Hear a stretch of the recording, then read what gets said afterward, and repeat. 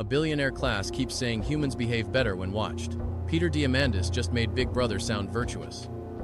Privacy critics heard one sentence and snapped back.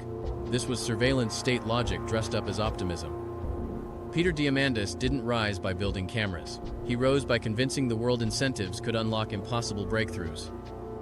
He founded XPRIZE, sold exponential hope, and built a million-person ecosystem around moonshots, abundance, and engineered ambition.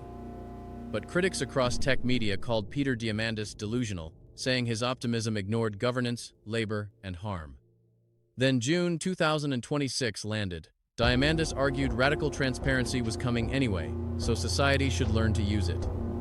Civil liberties scholars answered fast. Integrity is not a privacy policy, especially when power stays brutally unequal. This wasn't a random provocation, it exposed Peter Diamandis' deepest belief that systems can train human behavior.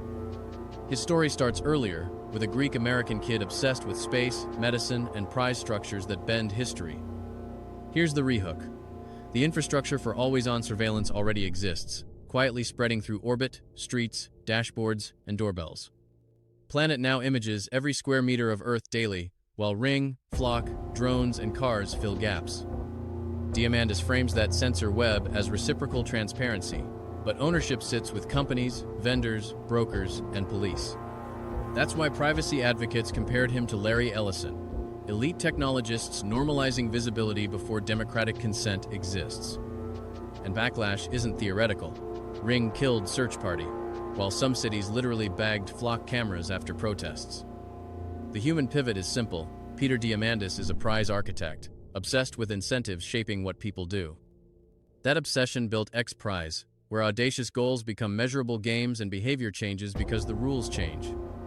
In Diamandis' worldview, prize money redirects research, abundant stories redirect culture, and surveillance might redirect morality. But that is the twist. The optimism never disappeared. It hardened into a system where visibility becomes discipline. Peter Diamandis says, watching should go both ways, yet critics see asymmetry baked into every commercial surveillance stack. When a few firms control cameras, brokers, satellites, and software, transparency stops being mutual and starts being leverage. That tension now defines his legacy, visionary prize founder or smooth evangelist for a less private civilization. Because Peter Diamandis still matters.